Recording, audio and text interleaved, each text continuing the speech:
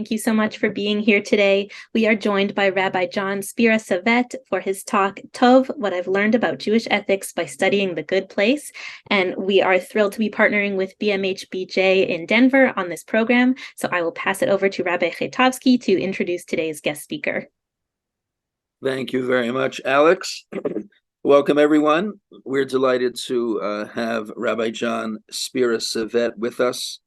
He is the rabbi for the past 15 years of Temple Beth Aaron in Beth Abraham in Nashua, New Hampshire, and is the co-host of a podcast called Tov, a podcast about the good place and Jewish ideas.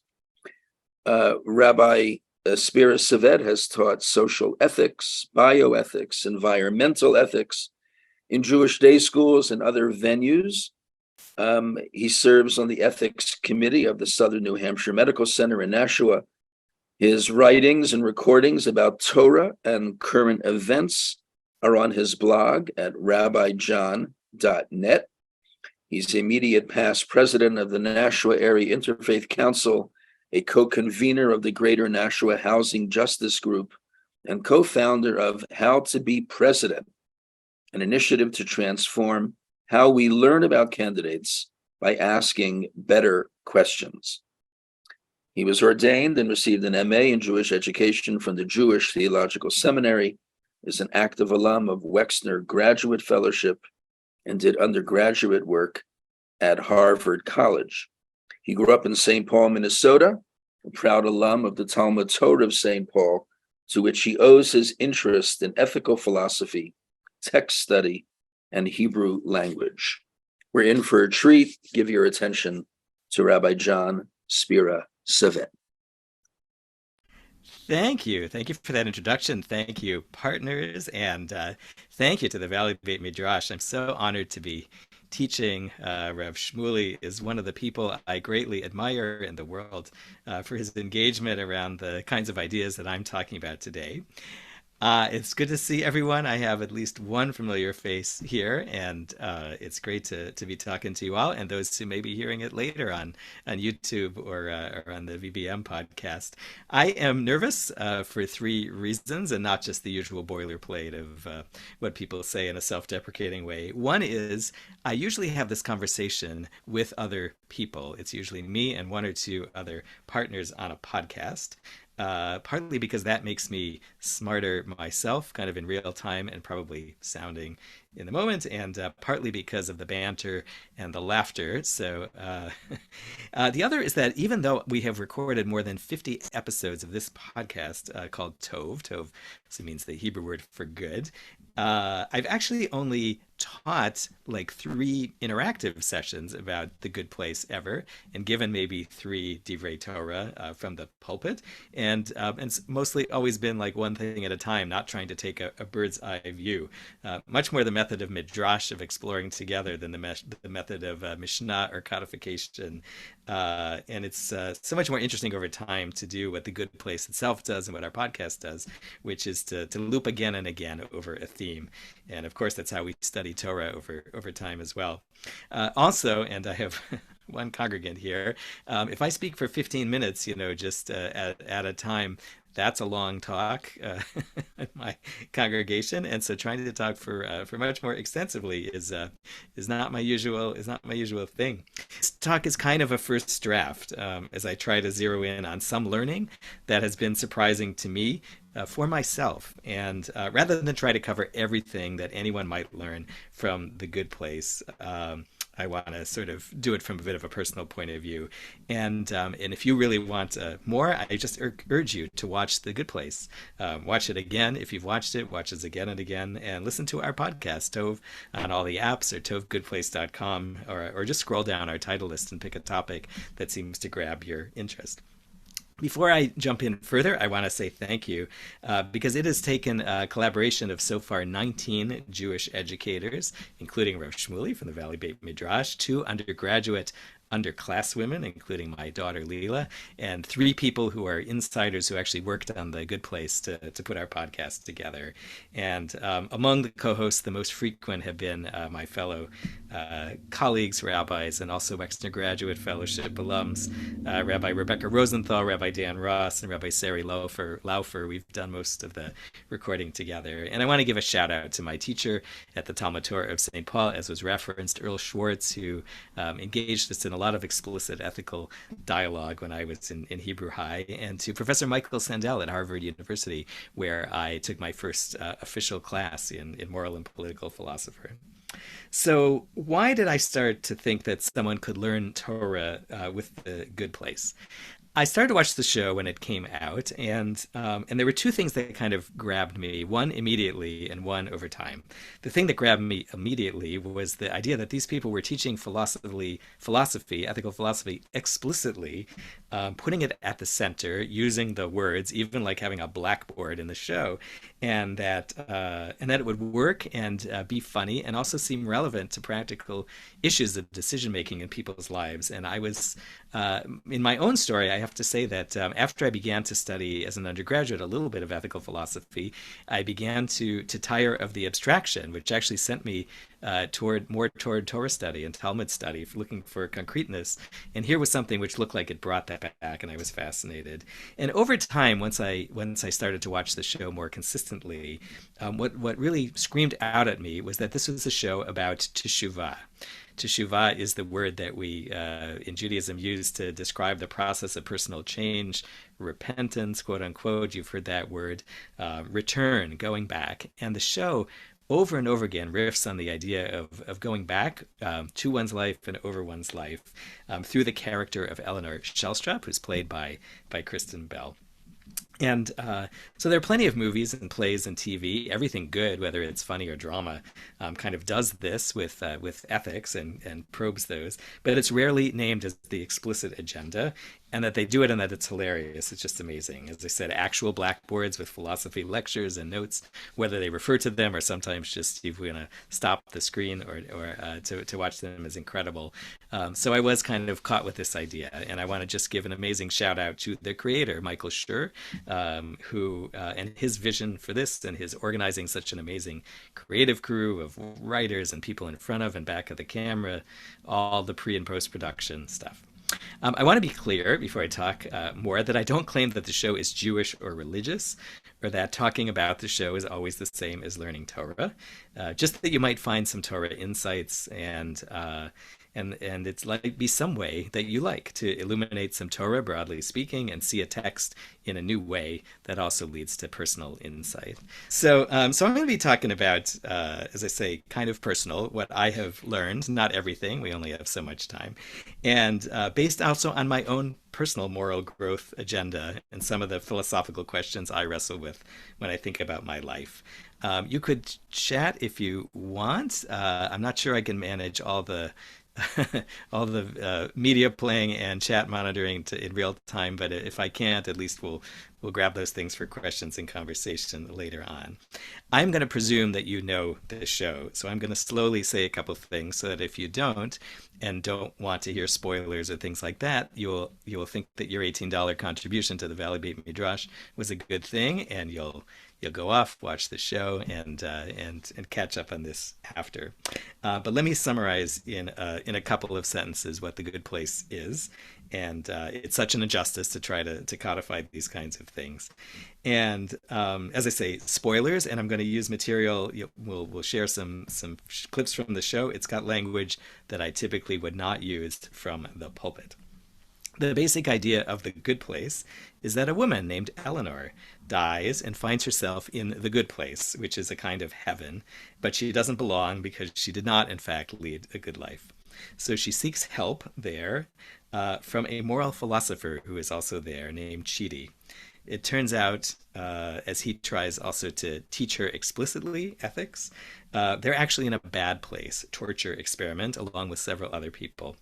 Eventually, they outwit the demon in charge, called Michael, played by Ted Danson. They win him over, and together they work on improving themselves and creating a better system for moral evaluation of human beings for eternity. So let me dive into my first cluster of what I have learned or been learning. It is about the concept of teshuvah. And I can't show you the clip, as I say, for some reason the video won't display. But there is, subsequently, we get Eleanor's flashback of the visual of all of that, which you have just seen as she's hit by this truck. But at the what's kind of key is something that happens at the end of the second season when Eleanor is brought back to that moment and she doesn't die. So now what happens is that Eleanor is coming to go back to the store, the place where she almost died. This is very much almost classic out of Jewish sources. And the environmental organizer, who she has dissed so many times, she's going to speak to. And so that is the first kind of turn which goes in this example of teshuvah. So let's talk a little bit about that in connection with Maimonides, with Rambam. And in Hilchot Teshuvah, Rambam, Maimonides' classic compendium of teachings about teshuvah, about turning back, he says, and what is teshuvah? It is that one who has done wrong leaves the wrongdoing, and I'm looking at the wrong text there. What I want to say is a different text, which is not here, so we'll skip for that. What I wanted to say was what comes after that, where Rambam talks about what is teshuvah gmura, what is complete teshuvah, and it is when a person comes back to the same situation, is confronted with the possibility of making the same error, and chooses to act differently. And Rambam says, for the sake of teshuvah, for the sake of changing, and not because they no longer had the capacity to make the same bad decision they made before, or they weren't physically able, or they, something about them didn't have that, but it was really for that sake. And that is the absolute kind of ma'ala, or key element of teshuvah. And so there are a few key elements in this idea of returning. One is that you go back to the same situation and you make a different choice, and you make it freely and knowingly, even though maybe you are not a completely different person just yet, or maybe you are as a result of becoming either completely or on your way. And in Rambam, this is very much oriented around a decision moment. It's described as about a particular choice and requires a kind of self-awareness, which includes, and I didn't really realize this until starting to talk about the episodes of The Good Place, the ability to remember exactly what it is that happened and who you were and what went into that moment. So we have this moment of Eleanor's death, which returned as a teshuvah opportunity. And this moment of confession to Chidi that becomes also a moment that in the show has to be returned to for both of them. She explores what it means to be in this predicament of having led a not good life and being potentially caught as a fraud in The Good Place. Even just for her to understand which is the problem that she's working on. Is it just she's trying to wriggle out of a bad situation, or is it that she wants to understand herself and change?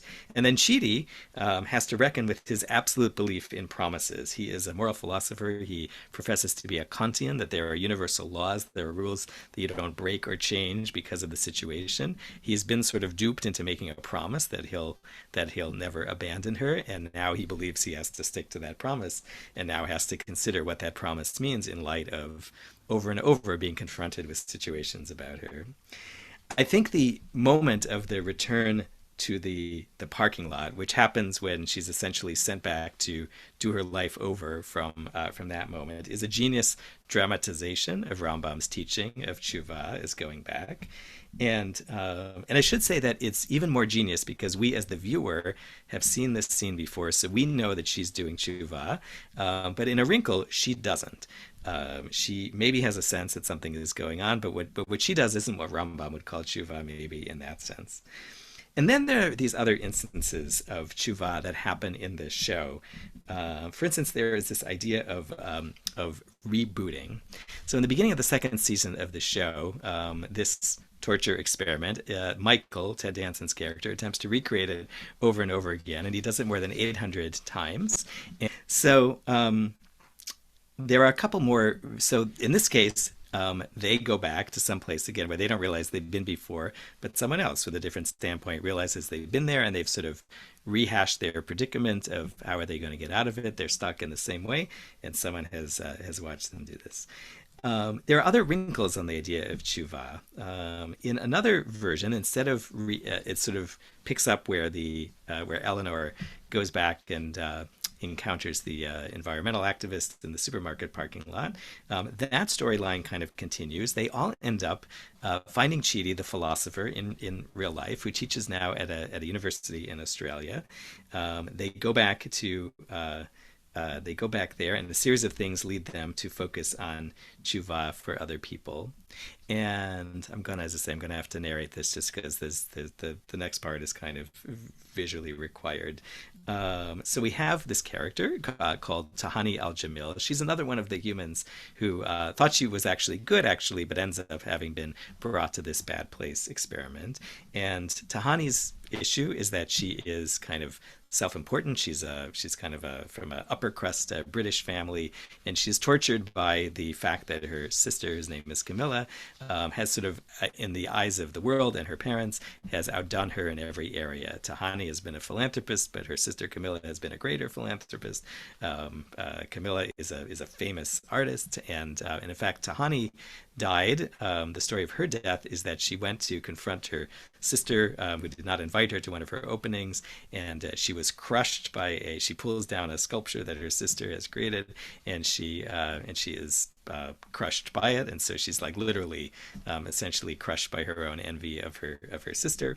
And so in this other iteration, what happens is that this group of 4 humans all go back down to earth, and for a variety of reasons they end up figuring out that the thing they should do is not to help themselves earn their way into the good place, but to help other people in their lives by going back, including to some of the people who have contributed to the flaws in their own character.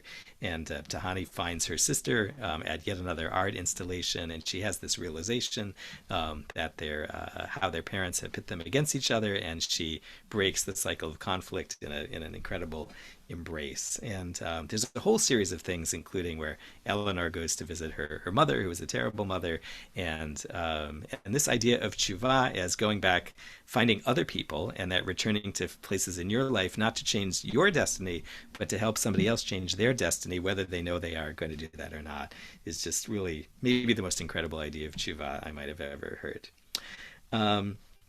At the same time, the show kind of takes a critique on Rambam, and so it seems like in Rambam's classic teaching there is moments can be tests of tshuva. You come back to this moment, and do you react differently?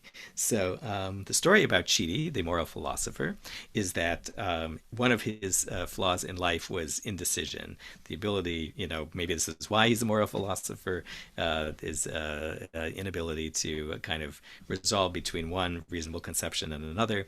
And there's a story involving his best friend who invites him to be the best man at his wedding, and he is unable to make any decisions about how to throw the bachelor party or any other kinds of things. And it turns out actually on the day of the wedding, he's not dressed. He doesn't know what to do. And his friend confronts him and says, the wedding is actually not today. This has been a whole setup just to show you that you're unable to do anything to be my friend because you can't make a single decision. They go out to have an argument.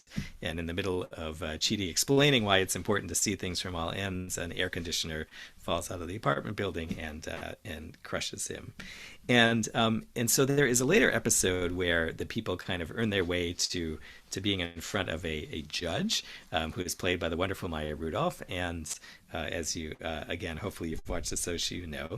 And she puts them through, each of them, she creates a little test for them. And in Chidi's room, there are simply 2 hats, and he just simply stares one way and another way, unable to make a decision between which hat is the best hat for him. And I think that this particular episode, which is called The Test, is meant actually to be a bit of critique of this idea that we can too much boil down the quality of our lives and our moral character to an instance of decision that somehow stands for all the decisions that we have made. And I think the show is illustrating all these other much more rich and embedded returns that are not taking some essential element, one thing at a time, that we can look at, isolate, and make a decision of moral will.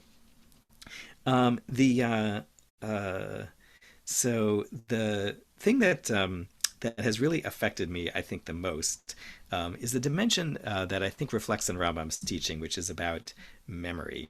I mentioned that Eleanor has this experience where we see that she's going back to these places in her lives, where there are these reboots that she's a part of, but she doesn't realize that they've happened. And but finally, the people, when they're in their sort of again second iteration of their human life, a life on Earth, finally are sort of let in on what's going on, and they learn this concept from Michael, the demon who's orchestrated this all, called Jeremy Baramy. So this was kind of the moment in the show that almost broke me as well, and because one of the presumptions about teshuvah is that our life unfolds in a pattern. In order to go back, we have to have an awareness of things that happened in the past. It seems so obvious. And I didn't really understand this until my podcast conversation with Mark Israel, a fellow rabbi, who brought up, and I wasn't expecting this at all, the fact that he made an analogy to, in the Torah, the concept of ein mukdam ve'ein meuchar b'Torah, that in the Torah, things appear to happen in a sequence in the text or in the scroll, but the rabbis are insistent sometimes that things didn't happen in the order they seem to have, or that maybe the order in which they're presented to us isn't important. And he references the story of the golden calf, the Egel HaZahav, which the commentators debate whether it happened before the instructions for the tabernacle were given, or whether the tabernacle was somehow a response to the sin of the golden calf, some kind of need for the people to compensate for that, or whether it was sort of all part of the plan. And as we were talking about that, he was saying that sometimes what happens in our lives is that we don't really have a good control over the sense of what happened in the sequence of our lives, how we remember things, and also that people who we thought we were done with in our lives, either because we thought they were insignificant to our lives, or we thought we had put a certain friendship or relationship behind, kind of come back and surprise us, loop back, and suddenly we realize that a time that was past is actually present, and some things that we thought had happened were sort of yet to happen in our future, and I really have been thinking about this a lot. We have talked on the podcast a good deal about the idea in our High Holiday liturgy, in the Unetana Tokef prayer, of the notion of there being a book of our memories that we don't necessarily remember, but that the divine remembers, a Sefer Zichronot that we've all written down in our own hand, and it's read out from us. And eventually what happens is that the show sort of plays with this idea that memory is something that we don't always have a total access to. So there is a whole lot going on in the show talking about how we relate to our own memories, and how we think about the memories that other people have of us, and also how kind of some objective record in this accounting department, which we encounter in season 3, has the official record of our lives, which is a much less appealing version of the High Holidays Sefer Zichronot. And in the end, what happens in the show is that the people suggest that rather than us be judged at one point, one time in our existence for all eternity, that we be judged when our life ends, our natural life ends, and that we be given some test in which we reflect on our lives and our develop something that's personalized assessment to us. And if we don't pass, if we haven't really reached a good enough point, we're returned to Earth to kind of do some more. And we, rather than getting all our memories back, we get some either curated trace of our memories, which enables us to move forward and to use some version of them. But it's not some kind of manual, some sort of detailed autobiography of ourselves that's sitting outside of us that then we then have to take in. So wow, there's a lot of stuff there about Rambam, and I've thought about his teaching as a way of really concretizing the idea of teshuvah as being about particular moments. And so I've been left to kind of wonder what it is about. Do I continue to accept his view, which is so appealing because it's concrete and it's about free will and free choice? And I think that I accept that basic idea that it is, on the one hand, up to me to find my way back to places where I need to do teshuvah.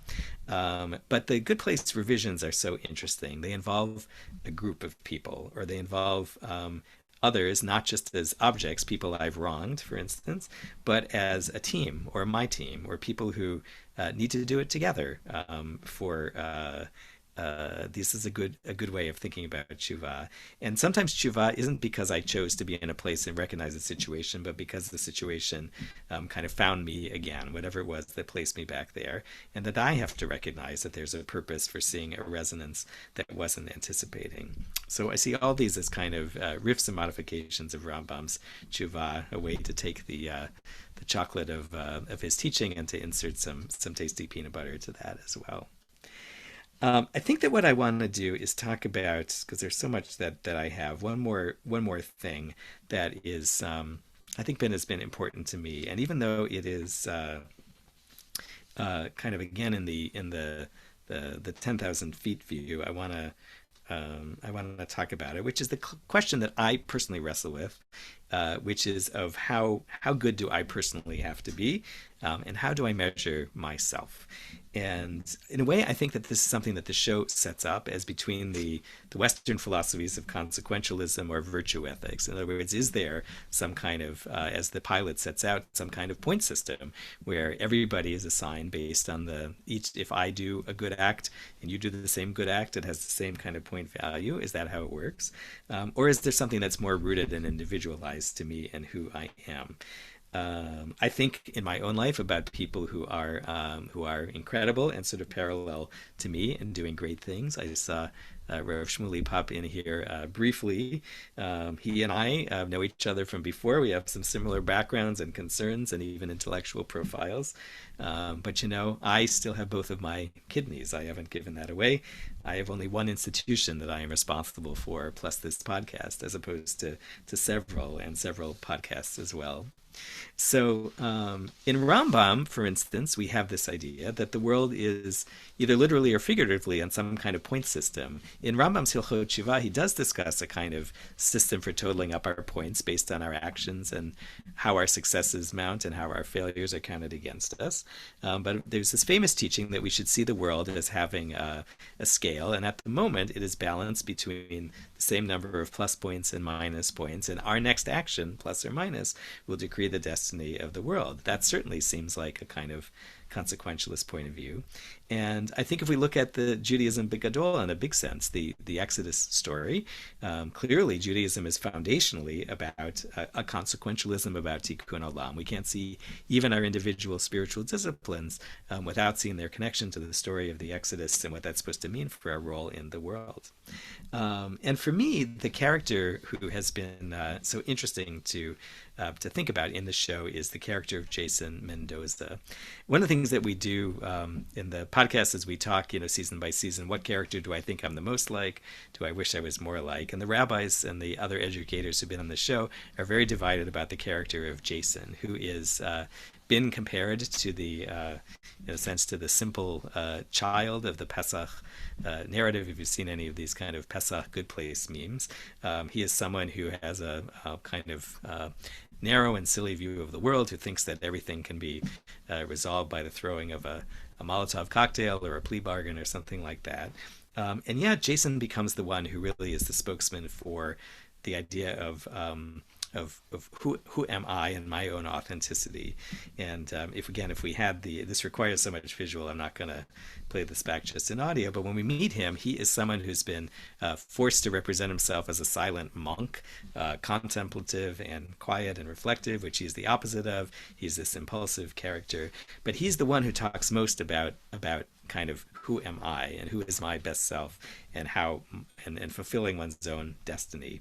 And it's very much the teaching of Reb Zusia, the famous teaching about when I reach the gates of the good place, I won't be asked why was I not Moshe Rabbeinu, but why was I not Zusia. And so we've kind of talked again and again in the podcast about this question of am I supposed to become some version of me, and I think it's worth thinking about. And the show does some brilliant things with this in a couple of ways. And I think with this, maybe I'll take my stop after this and maybe take your kind of questions and we'll bounce off of it. There is an episode in the third season which is called Janet's.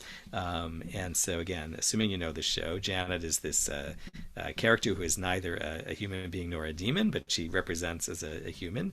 And in order at this one particular key moment to protect them all from destruction, she takes them into herself, into what's called her void, this white place. And suddenly all the characters in all the human characters look like her.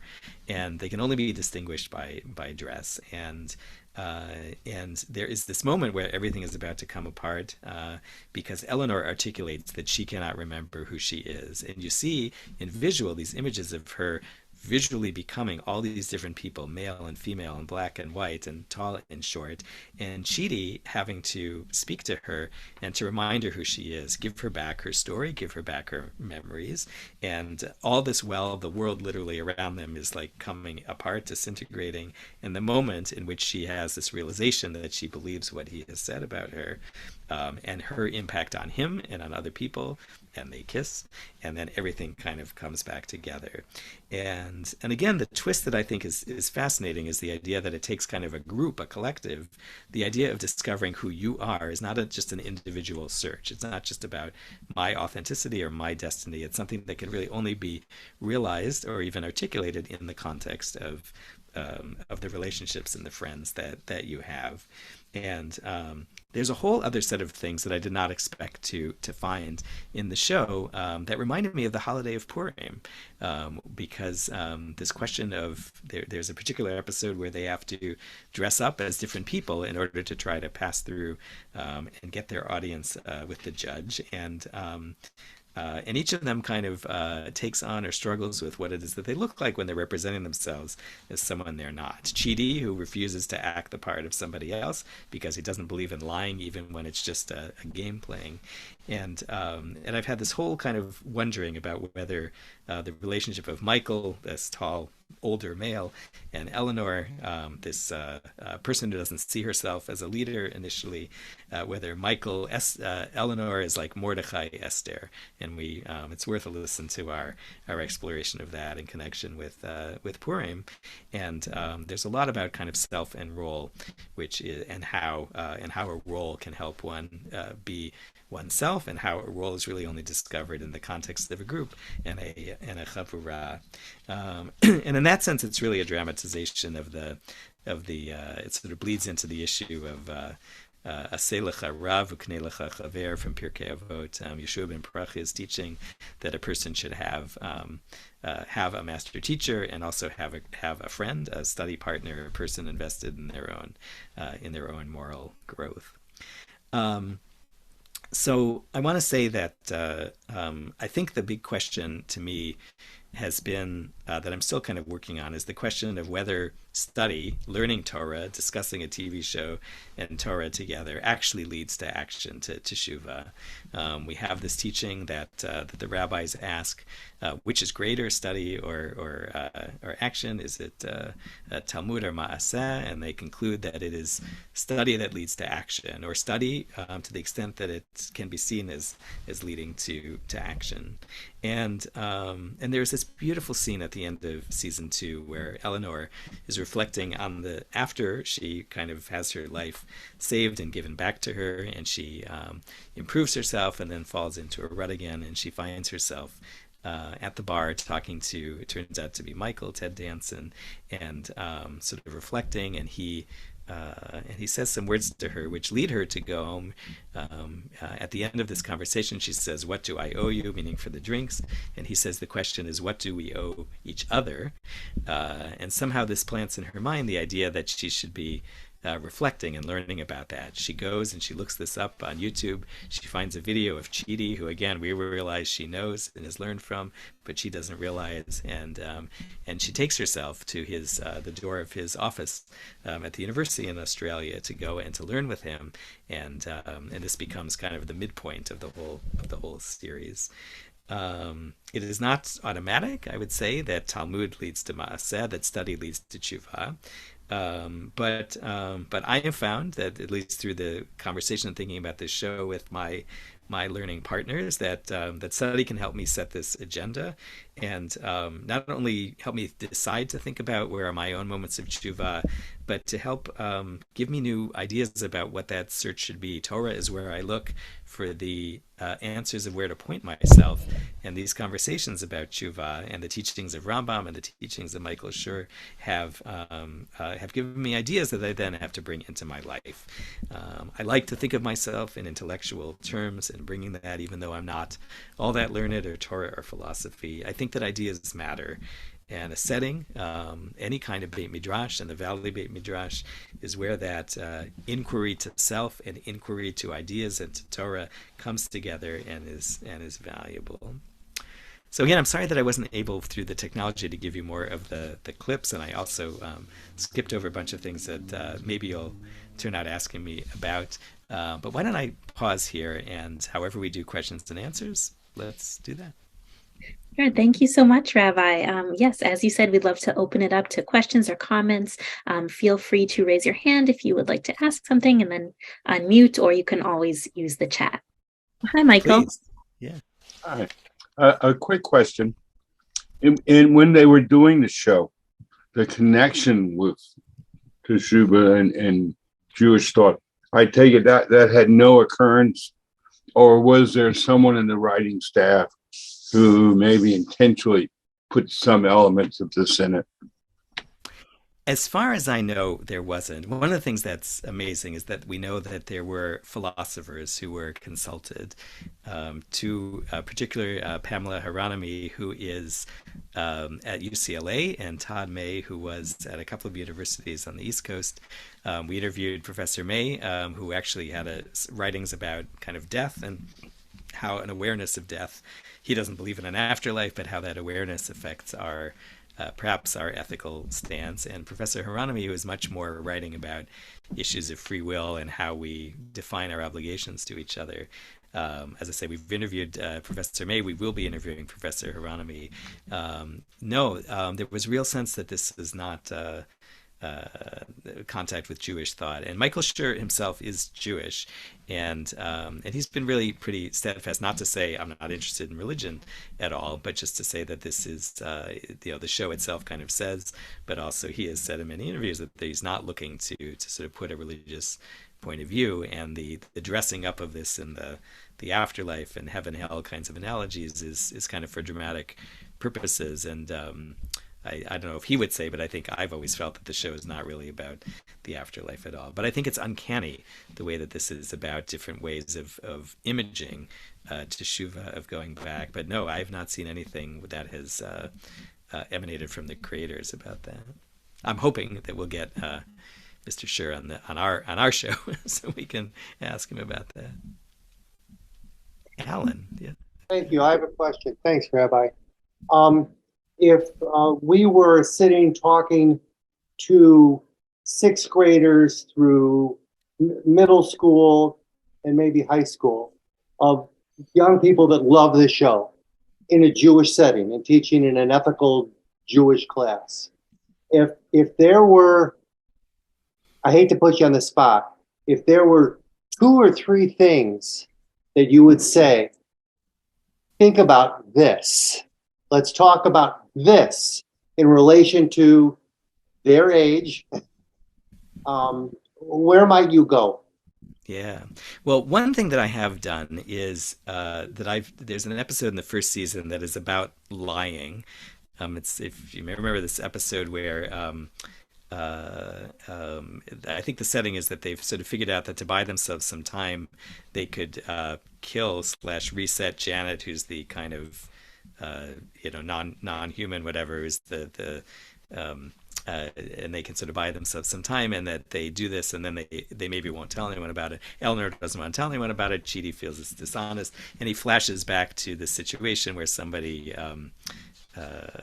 this with his colleague, a professor, and Chidi lies about this pair of boots that he doesn't like, but he says that he does in order to be nice. And it's a wonderful mapping actually onto Talmudic teachings about lies and white lies and things like that. The episode kind of stands on its own pretty well, and I've taught that to seventh graders, and it's been terrific. And you can pull back from that and sort of talk about kind of philosophical issues of not just, is it nice or how do people feel, but sort of what's the basis for the idea of truth telling. That's one place. I think I might also go to some version. I'm not sure about sixth graders. Seventh graders, I think maybe, again, depending, to this this episode early in the show with that's called Jason Mendoza, where it is really about this person who kind of has a good spark in him and talks about what it means to become one's best self, and but has such trouble, has realizations about that. And there's some wonderful things in that episode that have to do with the way one appears to the outside versus what one sees on the inside, and it's kind of silly and musical and stuff. And that also, again, I'm not, as I said before, I've only begun to think about how to pair these as a kind of Jewish text methodology, other than with adults who like both of these things. But those are a couple of rich areas. I think just the beginning of the show and the question of, like, can our lives be described as, a series of point values for things that we do in and of itself, and that I think makes a really, really good pre-high holiday conversation paired with, again, the Onatana Tokef kinds of prayers. Thank you. If not, I will say that, again, whether you have, if you've never watched the show, well, first of all, if you've never watched the show, watch it. If you're intrigued, if it's the kind of humor that you like, you'll know immediately, and it will seep into you. If you have watched the show and haven't watched it with kind of a Jewish lens on, you could do this by yourself. You don't need our podcast in order to do it, and especially if you want to tee it up for Elul this year and think about it as part of your month leading to it, it might really be great. I say that there are people who are working on the question of how to translate it, more curricularly, maybe into that way, but on your own, it's a great and fun way. One of the best things I think I heard, and that I quoted here, was from Rebecca Rosenthal, my rabbinic colleague, who said that Yom Kippur should be a little more like some of these pause, reflective, self-assessment moments in the show. And I think thinking in a light and humorous way about these weighty issues doesn't just make it easier, but I think might profoundly change us. And I'm chewing on all of that too. So much, Rabbi John Spira-Savett, for being with us today. And thank you all for being here as well. Just want to tell you about two programs we have coming up next week. On Wednesday, we will be starting a 6-part mini-series with Rabbi Dr. Darren Kleinberg, who's actually the original founder of VBM. So his series will be on practicing Judaism in the 21st century. That'll be on Wednesday at 1 p.m. Pacific time. And then on Thursday, we will be joined by Rabbi Bezalel Naor, also at 1 p.m. for his talk, Rav Kook's Universalism. So we hope that you can tune in to one or both of those as well. And we hope you all have a great rest of your day. Thanks again for being here.